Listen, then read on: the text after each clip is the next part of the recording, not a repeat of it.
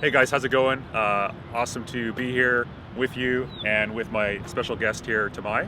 Tumai and I are both hanging out here in Cape Town, and we're both on a journey, on an adventure. Tumai actually traveled from Zimbabwe, hanging out here, getting his hustle on, working on a couple of projects, has some ambition to go back to his hometown and bring back a lot of resources so that he can start a farm there. I'll let him explain some of his story. I got excited when I met him because we're on a bit of a similar journey where we're both, outside of our country. I'm like a dog. I get very distracted by all the wildlife in the country. But anyway, so we're here and we're gonna have a conversation. We're just gonna be chatting about life and our experiences so far in South Africa.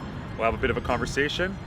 I think this is the best way to introduce anybody who's not here to the perspective that's going to come from, first of all, somebody who's been here for a number of years, and then somebody who's just arrived, both coming from different cultures, one in African culture, one in North American culture, and just what our experiences have been. And hopefully, that's a little bit of fun for you. So Tumai, nice to hang out with you. Thank you. Yeah, nice to hang out. So, first question for you: What do you think is the biggest difference between, being here in Cape Town, South Africa, and where you're from in Zimbabwe? Because again, for me, I've never been to Zimbabwe, but I know a lot of the biggest differences for me from Canada, right? Like, there's a ton of differences from like Toronto, Canada, where I'm from. But what about you? Like, I'm curious about your perspective because I know every country is different, but the continent of Africa is so special in terms of there's such I think a shared sort of common, at least from my perspective there's been like a common sense of shared ancestry and sort of pride in the continent.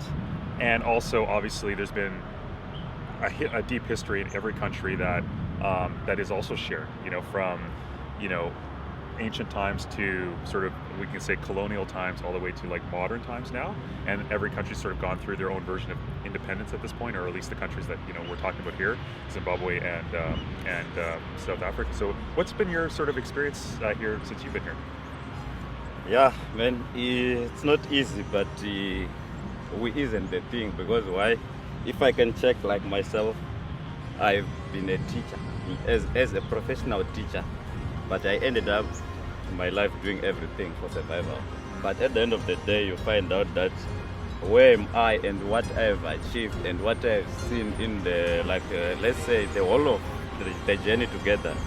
It's ups and downs, but at the end of the day, you find I've come across a lot of good people, bad people, but all the way, I was trying myself something better for the life. Like, if I can tell you, I started myself from the farm level, but I was a teacher.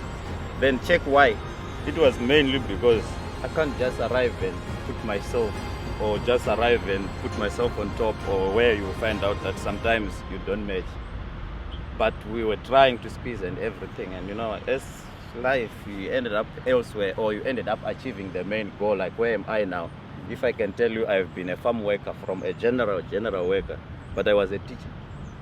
Then the thing is, the whole of the life, as ups and downs, we meet people differently. But there are some people who have accommodated us. Because remember, like myself, I'm from Zim. I came, I didn't have anyone whom I know, or anyone whom I can say, I'm going to live with my brother, or someone have called me to come and say. But at the end of the day, you see, the achievement I did was like, I arrived and stay with people. I have to stay positive, and there was no way I can like say I did it without the people. I've met them all good, bad, loving people. And it was like, at the end of the day, you have to try and accommodate yourself, because it's not where you come from, but because of the situation, or because of what you want to achieve. Yeah. That's what will bring you down and say, you know what, let me just stay with the people and let me be with them. Then you learn a lot while you're still sitting with the people. Like myself now, this is my last province in South Africa. I can tell you, I've spoken all 9 South African languages from Zimbabwe from 2006. Wow. All these South African 5 languages. 9 languages. South African languages: Tshivenda, Chipedi, Chisotho, Xhosa, Chizulu, Xitswana, and Afrikaans. What? I speak all those languages. Why?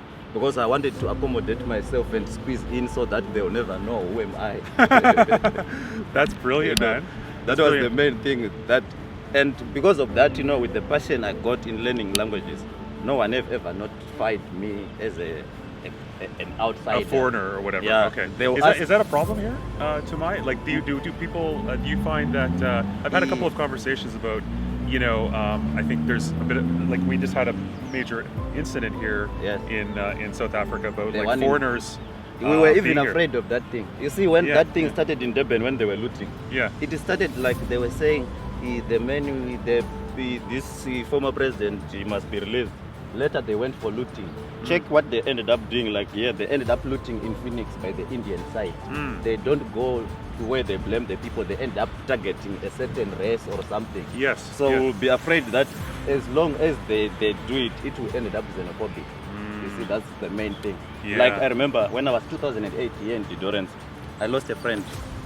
The one I grew up with, heading cattle, swimming in the river together and everything. Oh. They broke a wooden step ladder. Then they hit him to death. Yeah, just like that. Why? Because he's a foreign. So, sometimes... In front of you, they killed him. I ran away. I wasn't there when he was killed. I was just told by a call after I left that, hey, the man is gone.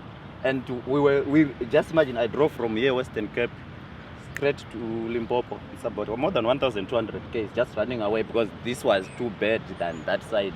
Because Limpopo is more ruralized. Wow. Where some people can take you as their child and they hide you behind. No one will ever notice. Whereas like myself, I was able to speak all these languages. So if I went to the vendor people, I'll find someone whom I can think of trust or take as a mother, Just someone you respect in a community, then select one out of them all. Respect that person to the fullest. Then he will take you and say, oh, my child. Then they'll give you everything. Wow. I've once told... So in Zimbabwe, everybody is like more charitable to each other, and they take like foreigners in or strangers in. In Zim, we can say we got that brotherhoodship mind. Brotherhoodship mind. If not the motherhoodship mind, but I think of more of calling ourselves brothers because why? A lot of people have been accommodated without problem. But just a little bit over this side, things tend to be awkward. That's why we even don't have access to ended up looking for the teaching job. The teaching job I used to do. I once tried in the community, like voluntarily helping the people. Then you find out that, imagine, a mango. It's from a mango tree. Then when you ask children and they tell you that from a fruit and veg, what do you feel? Imagine someone know that the fruit is from the top, not from the tree. So do you put all your efforts to keep on helping? We've had that same problem in Canada where you go to the farmer's market and all the fruits and vegetables came from like some sort of big industrial farm. But they're selling it as the local, thing is, the children fare. only saw them coming in a trailer. They don't know that they are taken out of the trees into the trailer or into the cold room before they deliver to the market. That's the thing. So I was ended up losing hope to help the South African children because why? Even the parents themselves.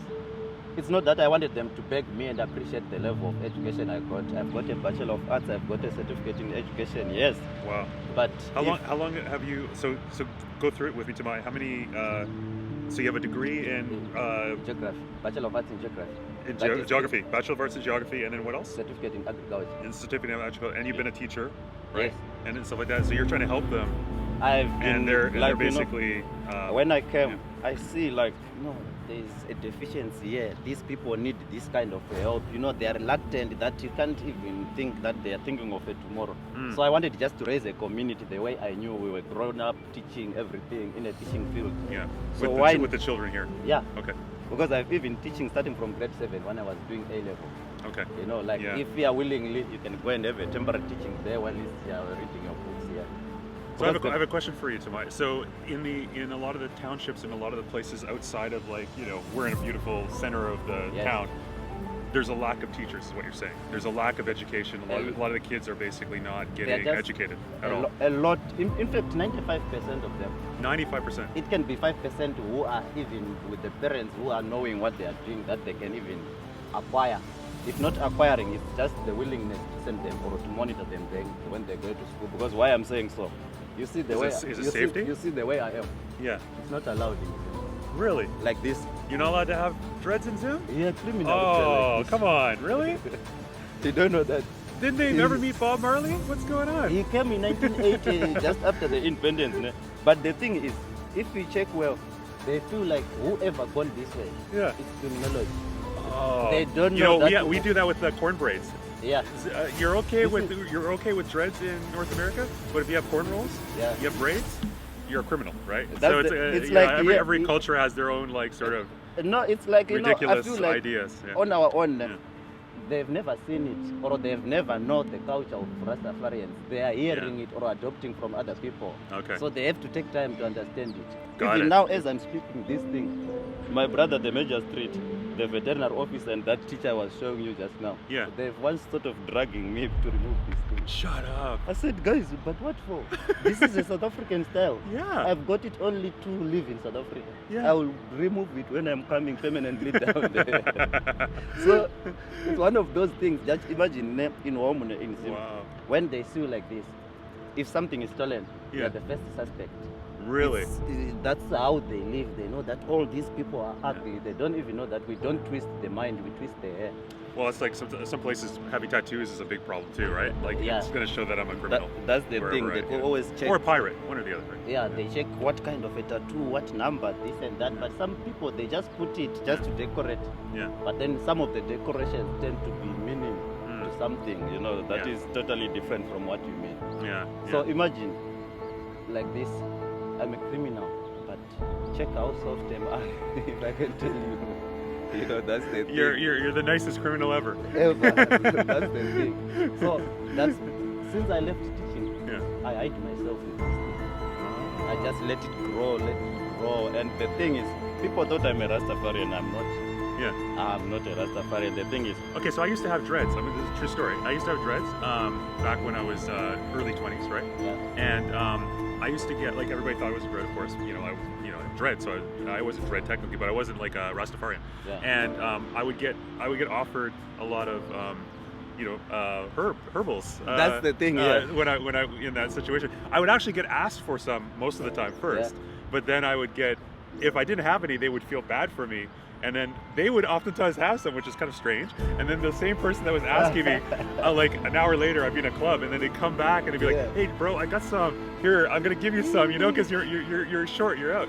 Is this a situation where That's the same do situation. most people like, come to you and I say, "Hey, remember do you have any herbs?" My first time in South Africa, I Yeah. started closing myself with this. Yeah, And every time we were illegal Yeah. when I came here. yeah, I only had my passport written a teacher, but not fully stamped with a permit or something. Yeah. So what we were doing is, whenever we see a police van, yeah, police anywhere, even at the robot, we change the direction. yeah. Why?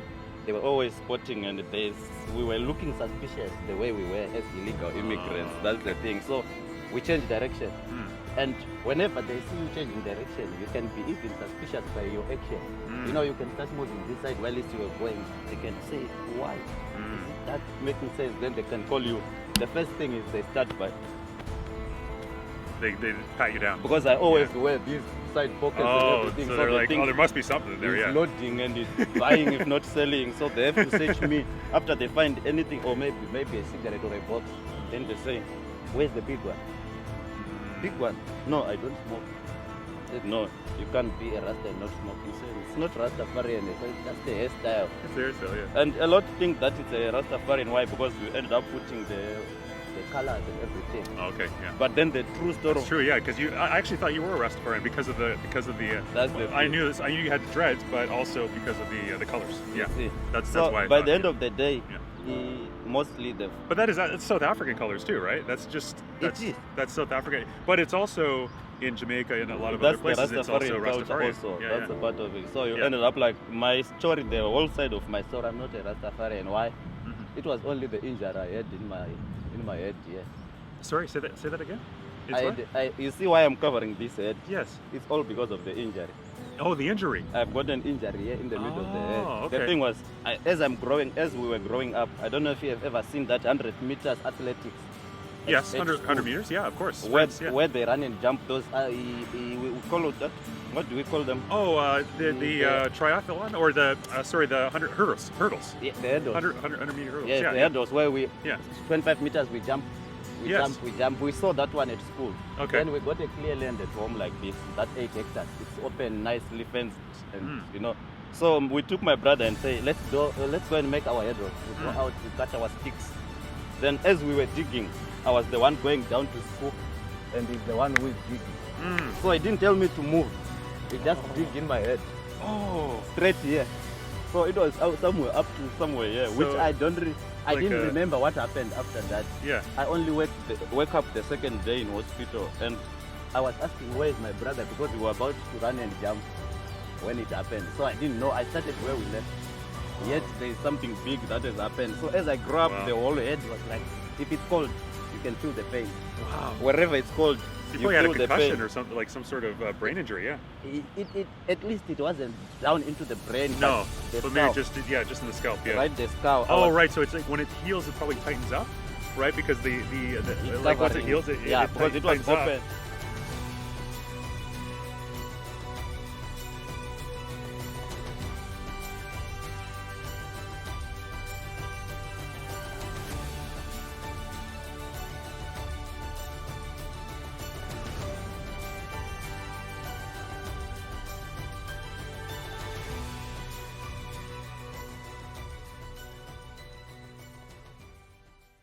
We had a conversation when I met you, Yes. and you told me all about agriculture because that's your background, husbandry, animal husbandry. Yeah. And I heard a couple of stories that blew my mind. You told me the story about hatching the eggs, Yes. and you told me the story about the bull. Yes. The artificial insemination. Let's have that conversation really quickly, okay? Yes. Let's have that conversation because that was like amazing, and that's something that like we'll talk about like why I think that was amazing after you share the story, okay? So let's start with the one with how can you mentioned to me that you could actually help hatch eggs without the end. the parents. Yes. The parents are gone, right? And you're able to like basically part of the magic of just being close to the animals is you're able to like understand, you know, what's necessary, and then you guys could basically take it and maybe share the story. The You thing can is, share the story because I'm not going to do it justice, but it was a freaking amazing story. No, it's and so- I'm like that's Africa. That's like something that needs to be told.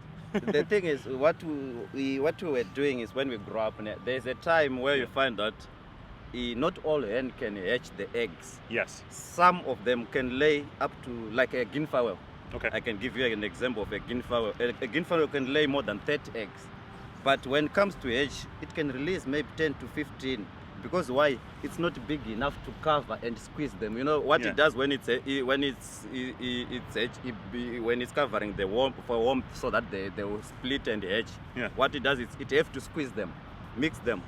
Sometimes with the feathers, sometimes so it has to cover them all for warmth. Keeps them warm. Yeah. Which the guinea fowl is a too small animal for covering 30 eggs. Yeah. Unless it was a turkey, it's so big, you know.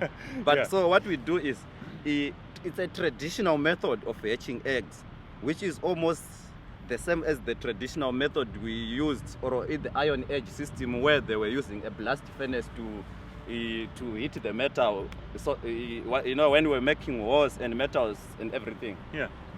we built something like a small anvil, Okay. where you put a tunnel and a pipe where you make fire away there, because if we make fire here, you know, the flame's gonna burn the eggs. Yeah. So we want the heat.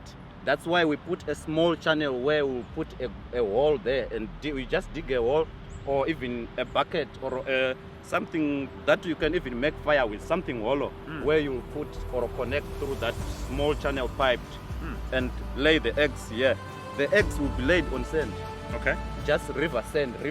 You know, it's not that dusty sand. Yeah. River sand, which mixed like stony, a little bit of sand and stone, sand and stone, where you can even like lay a bed of them, then so that they will not roll away. Because you know the eggs have got that thin shape of where you go to one point. Okay. So there's one thin point of an egg where you'll be dipping all in the sand, Okay. then produce the heat from the fire there, where you can even take a lid, because you have to pump heat. so that the heat can transfer to the eggs on the sand, then produce that heat. And that heat has to be heated and later cooling. So you can go for an hour pumping the heat, or leave there. You can make a nice fire there. It produces all the heat, close one end, then it goes all along the channel to the eggs. Okay. As it reaches the eggs will be cracking. The same as what the hen was gonna do, squeezing and mixing them so that they will be heating and cracking. So the heating and cracking is the main thing we want for the egg to hatch. You see, so by doing I'm gonna share a diagram in the show notes for you guys. Yes, I wish if I can even. Very sophisticated. I wish if I can even draw one diagrammatically to show how the heat will be transferred from the wall to this layer of a bedding where we got even 100 eggs. Yeah. Because as long whatever you can make, how long you can make, how many eggs you can keep. So even if you can make a one by one, you can keep more than 20 to 30 eggs because they will just be placed in the sand. No mother. You just got the eggs. No, it's like a box where you have to provide them heat, like an incubator. Like an incubator. Yeah. Yes. It's like an incubator. So it's an right? incubator, but baby. it's a natural or it's a man-made. Yeah, man-made. It's a man-made incubator where you put heat there. The heat has to be produced for the thing to grow up and hatch. So the hatching is all about squeezing, heating, then cracking. So they can all be pushed from the heated here. Then the sand is just for it to that's to keep the heat. You know, my most important question for you, Tumai, is what does the mother feel about this? Is she okay with that? Is she what we do to the mother? Here, what we'll do for the mother? Because the main aim. Or is she over there starting over again? She's getting what we have to part do two going. For her is, since she's the one who was laying eggs, we can even leave her with 3 eggs here. Okay. The rest we take to the incubator because we know and we guaranteed that this can hatch more than the chicken. The chicken probability of even refusing and run away back to the male is 100% also. Because if we came and propose and say, hey, leave it, we can start again. It can even trick this woman and run away back. So we know. So are you producing more eggs because of this system? Is that so you're getting way more eggs? That's the main aim. What we can do is we take all the eggs, leave 3. She can start laying on top of those 3 because she wants the number to be at least more so that she can cover them. Cover them all. So we're still taking from her and she can still laying while at least we're still. So you're making her. She's a never-ending egg farm. It's like more of a 360-degree the way it will be producing because. It would be similar to like if you were a human. It's like you're pregnant, they take the baby, and then you get pregnant again, like just month 3, and then baby again, and only laying and although that sounds a little bit extreme, reproduce. So the reproduction, mainly the reproduction is inside there. So that's how we do with the eggs. It's not that big thing. It's all about eating, putting sand. And so let me just clarify. So because I get the idea. So basically, I have one mother or whatever that's laying eggs. Yes. I can now basically turn her into like a super baby, like a baby producer. Like she's gonna like instead of like your competitor only like basically has to wait the whole time, but you have now like this mother that's producing eggs like around the clock. Yes. And and she's okay with that because she just keeps looking down and going, hey, like I thought I did 4 yesterday, but now there's only 3 here. Yes. Let's just keep going. Okay. She got deceived, and because of that, most of it very efficient. And the thing is, she got a main aim is always aim hiring. Aim higher. So if you find that you can remove them all. And the more you take away, the more she does. Yeah. Okay. It's like, where they know they were almost 5. I'm gonna put 8 here this time. Yeah. Because last time I put 5 and it went down to 3. So if I put 8, it's gonna hopefully stay at be a big number. Almost the same thing as we do. Is there a break point? Is there a point where she just goes, forget it, I'm done, I'm out? No. It's a non-stop. It's a non-stop thing. It doesn't have winter, doesn't have summer, it doesn't even have. As long as you remove. Give the short version of the story of like how you could. So first of all, you talked about saving bulls' lives because if a baby, we talk about like if a baby is coming out the wrong way as a human, the doctor goes in and fixes it. But you also talked to me about that's one thing you guys have described as like a way to save. When you can tell the story. But then the other thing you talked to me about was how to basically get a better stock right? How do you Yes. how like some of the farmers how Yes. they go like, hey, I like their Like stock I can- better than mine. Let me yeah. just combine them. Yes. So what, The give me thing an is- example. What would be something that you guys would do? The thing is, they might be if it's in a, if it's a, there's two types of bringing that stock together. Because what Okay. you do is, if I can admire your stock there and say, Yeah. no, this man have got nice breed. It's He's either got better breed than I do. yeah, whatever breed you got, and I admire your breed. The Two thing ways. is, there's two ways of admiring or taking the breed from cattle. Okay. Which is, the first one is natural, Okay. where I can go and ask for your bull Okay. to come into my cattle. Then I know all these cattle, we call them on heat.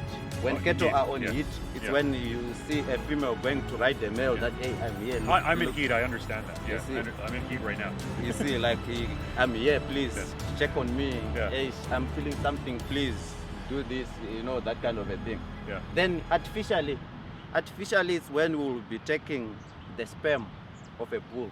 Okay. Like Take the from your sperm of the crown, bull, yeah. whatever the distance doesn't matter. Yeah. As long as I got the sperm of the bull. Perfect. So how do I get the sperm of the bull? The sperm of the bull is easy. That's the second way I'm going to do this. Yeah. How do I do that? The sperm of the bull is easy. What you can do is, mostly the big bulls, especially are those types, Mhm. they are tamed that you can even play with him. Okay, So so you you can keep- pet 'em. and we Yeah. will be having these containers where we will have to keep the sperm, and the sperm has to be always warm, Okay. because as it comes out, it's Yeah. warm, It's warm. Yeah. but it gets killed by the air when it gets cold. Yeah. Like just like the fish when it comes out of water, Yeah. Of it course. survives. Once it's out of the water, it's powerless. Right. Right. But so it has to be kept warm, like it's still where it was, Okay. in the outer shell where it was closed. Okay. So what we do is, you masturbate the bull. And how you masturbate the bull is so easy. If you know that what I'm trying to say is, you can get to the bull as the bull is either laying or is sleeping down. You Okay. can wake him up by start squeezing the back of the bull. Okay. Once you start squeezing the spinal cord, Yeah. it all comes here. Yeah. So from the spinal cord, it records something is happening. Oh, it You gets can excited. He gets excited, and you can see him waking up. As he wakes up, you can straighten him up, like Okay. he's doing push-ups, yet he's pushing the feeling you pushed him on. Okay. So at the end of the session, for you to get the sperm, it's when you have to go and hold the big tight of the thing of the bull. Yeah. Squeeze it again. Okay. As you squeeze it, it's either way, just like soften it. Yeah. Something just like bring something soft, and you can see him start releasing, and you can just finish off with the container. Or it's either, if you don't want to do that, there's a certain way you can even do it while it's still inside. So where we got long agricultural syringe, Yeah. a syringe which you can even remove the needle. You can go and as you masturbate, and as you can feel, there's a difference between releasing and not. You can still feel that no, it's not releasing anything. But Yeah. when it's releasing, you can see everything as it sees. You can even feel it changing size, movement, and everything. Then you can just finish off and Wow. hold with the container. And as you hold with it, you can just syringe it and close it inside. Wow. Always keep it warm. There might be those keeping containers where you take it, and how you then take it to the mother. Yes, that's the other thing. So now, you've Yeah, taken care because of the. you have masturbated and got the sperm. You got the sperm. Now the thing is, Sorry, I'm a child at this point. Like, no, just as soon as he said, good. And the thing is, I try. Like, I know this is serious, you're and this is like a real trying thing. to understand the whole concept of but it's funny. masturbating and all this Yeah, and all I that. know. But yeah, I'm a child. yeah. But anyway, But okay. So you- you masturbated the bull, and now you need to go to the mother. you go to the with mother. with the With the sperm. syringe. Mostly you use the syringe. Yes. Because when the mother it's on, it's like when the mother is ready. Yeah. That's where we say on heat. You And always you're hoping that the mother's ready very quickly after they the bull. It's You- like the at bull the just dairy farm got where, ready. where I've been once working. Yeah. Imagine, I don't know how strong a bull is, but I've seen it. Oh, they're Where strong, right? One bull was impregnating 300. What? Only one bull What? in Limpopo at a dairy farm where I was working. There's only one bull. One bull, And 300. it's all about all this crowd of 300 dairy cows. Where just after they give birth, they take all the cows one side. After they take all the cows one side, this man has to work 300 all these 300 and impregnate That them is in less amazing. time. So That is amazing. that's when I was like, The power of the bull. yeah. And Wow. the thing is, even Okay. females themselves, Remember that Taurus? Yeah. Yeah, that's And pretty impressive. even women themselves, when they're ready, the cattle, when they're ready for being impregnated, they can go and say, hey, check on me here. Or how they do it. They will follow, it's either a female cow or go straight to the bull and ride over. As they ride over, Wow. he ride over, and if the bull ignores, he fight till the bull comes around. So it has to be Like fight other females? yeah, like Or fight him? fight him till you come towards Oh, his side. Yeah, so she's like, hey, hey, pay attention to me. please do this. Pay attention to me. And Yeah. you have to do it. Okay. That's the thing. So if you don't satisfy, he has no choice. He's like, look, If you- I already went through 250 of you. Give me a break here. Give me some rest. And she's like, no. that's the thing. on, And get back here. if you don't satisfy, it has to be waited till it's enough. Then Amazing. so those things they don't have like a time. Wow. Once this, it might be 2 per day or more than that. Wow. Everyone will be in front of each other. Then they will be ended up saying, who first? It's me. You know, they can even share themselves, like divide. Then wait, it's me. Then they will later. That's the interesting part of like they That's know amazing. categorically. That's They can amazing. even like, you know, animals are even sometimes tempted more than human. They can even share and divide. And the one Is this why farmers typically have more children? Because they watch the bulls and they're like, hey, look, if they can do 300, I can do 5 at least, right? I was shocked that you find them maybe sometimes with 1 if not 2. You find them with 1 if not 2. Awesome. Yeah, Um, but you know, the interesting part of it is, like myself, I've been in agriculture for a while that Yeah. I can hatch my own eggs. That's amazing. I Yeah. can even steal from a bull and inseminate on my cattle. They can bring you can what be I you can be got. like, I like that bull. I like Yeah. you're coming with me. You're coming with me. Even yeah. if you don't Well, know. it's like dog breeders, right? We have Yeah. dog breeders that are like, hey, look, I love this, you know, and here, That's the and thing. you just put them together for a while. So yeah, I mean, I understand that. That makes sense. Yeah, that's fantastic. And you know, I've never heard that before. So I think that's probably something that not everybody does. It's- But I think it's pretty. I've got makes one a lot of, of sense, right? One of my brothers is a veterinary officer. He is specializing more on animals because he have done it all, but he's specializing more on animals. Hmm. He's the one who is even in practicing it as I'm speaking. Wow. They come to South Africa in KwaZulu-Natal in Durban. Yeah. They inseminate the pigs. There's a big Inseminate the pigs. yeah. So they do exactly what you described for the bulls, but they're going to do it for the pigs. Exactly the masturbation, Same but thing. on the pigs. On the pigs. Wow. That pig is and they breed them that's as I'm tough, that's speaking. tough, yeah. They've got a pig industry board in Zimbabwe. Yeah. That PIB, the pig industry board. You know, pigs are very close to humans, right? So it's almost like they're masturbating humans. Yeah. So that's what I was like shocked that at least they transported and they kept the sperm till the mothers are on it. Yeah. Then they'll just inject them straight. Wow. Inject them. Then you can see all pregnant from a syringe. But those are really happy. Those are happy pigs. Very They're happy. They're like, hey, look, Yeah. you know what? You're working for me now, Farmer Joe. You're Imagine. working for me. Imagine. You thought I was working for you, but look at, Yeah, look at you. Come over here, do your thing. Yeah, That's fantastic. So yeah, it's so good, and like now, This is when PETA likes. By the way, PETA, that Yeah. association, they're gonna like the fact because it's like, you know, the pigs being taken care of now properly. that's the thing. So that's what I was like thinking, if I can do it myself, an agriculturalist. I've been a teacher, but I don't think I'll be a teacher anymore. No. I don't think so, because the Why thing not? is, we got 8 hectares of land laying at home. Oh, yes, yes. With all these brothers, You mentioned- teachers, soldiers, policemen, lawyer, magistrate, which they don't mind about the land. They don't think of the land anymore. Mm. And like where I'm staying, we got a tank. The municipality, those big municipality tanks. Mm. No one needs. I'm like looking over there like it's over there, Yeah, but I I know was it's not actually over there, I was right? Because this is expecting back one in to- Zimbabwe, Yeah. so it's probably way over there, thousands of miles. You see, so the thing is, the community failed, if not the government, but it's the community that failed to sustain themselves through the tanks, which I'm thinking the same thing, if I can go and do it for them, I'll be raising the community, because I'm the first home to the tank, and I'm the first home again from the tank. You're the closest to the tank. I'm the very first person either in or out. Awesome. So that's awesome. why I was So thinking. it's your tank essentially. Yeah, because Yeah. no one will ever use it, and Yeah. no one has got an idea how to use it. That's why I was thinking Nice. like, that farming project idea I had from 2018. Before you explain the farming project, you mentioned this to me, so I'm going to share it. So basically, this tank basically was constructed by the government, and they just abandoned it. Like the government basically they failed. They failed. So they just leave this like big water tank, and there's a like drought. No one is taking care of. People are like not getting enough water, but there's this big water tank up on the hill that never got completed. They are still using bush pumps, the end of bush pumps, which one for the community, and of which there's once, promised, but then promise are mostly empty.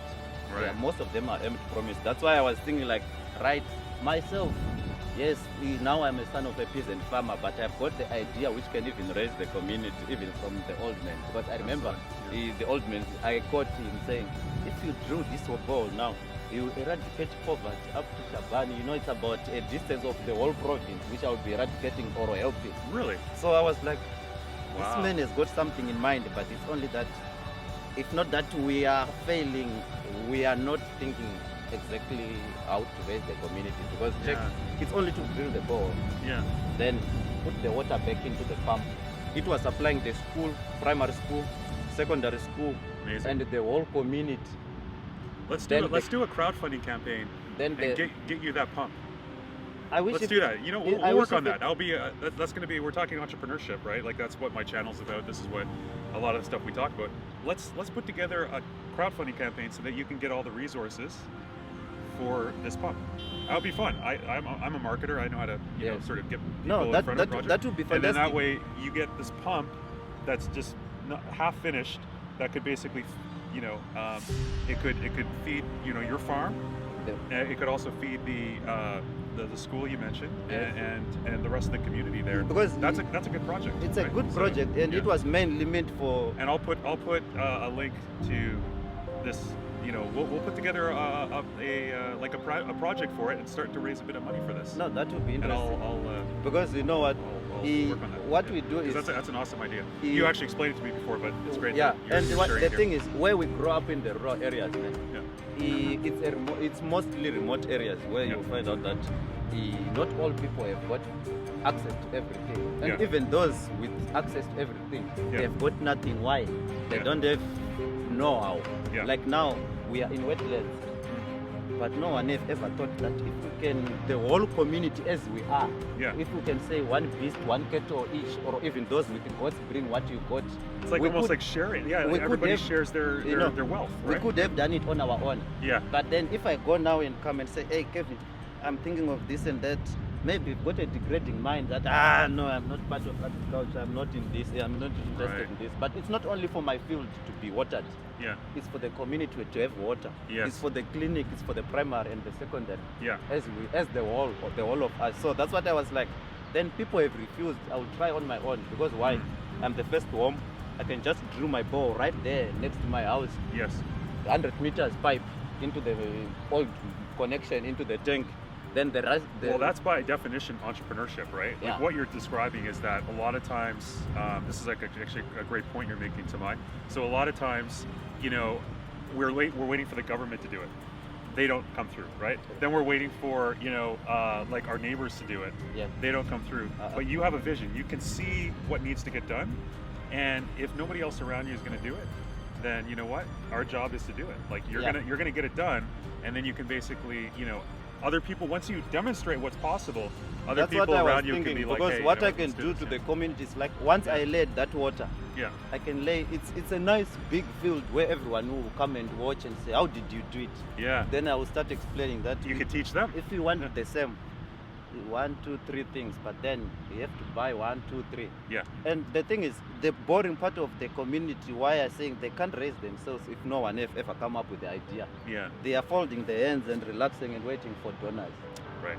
Waiting for like basically waiting for somebody else to figure it out. Yeah. Mostly they are waiting for hand-given things. Yeah. As on my own, I've seen the weakness in the community.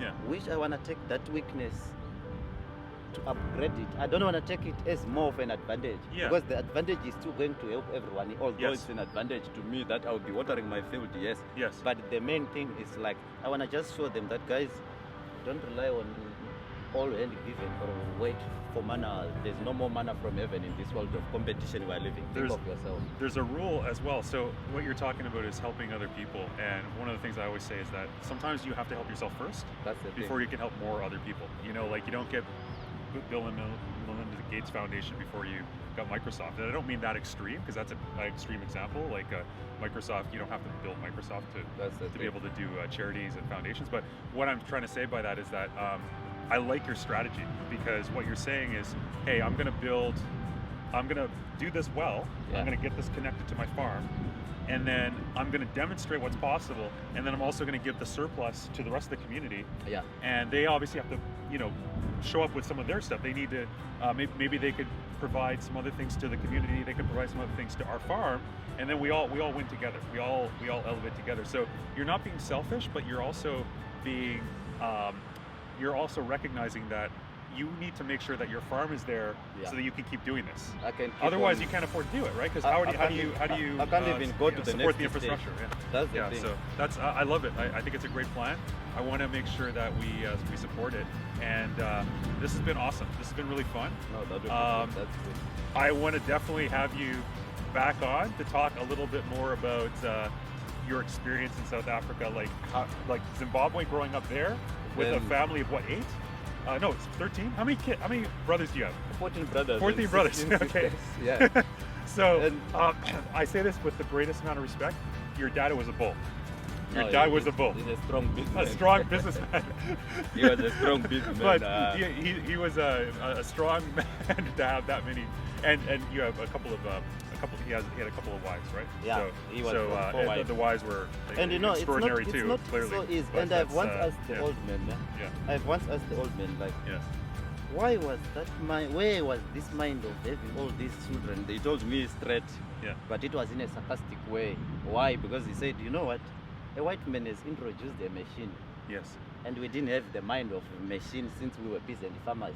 Yes. Iron Age, whatever, it didn't even bring us like more of modernized machinery. Okay. And we still want to work more on the fields.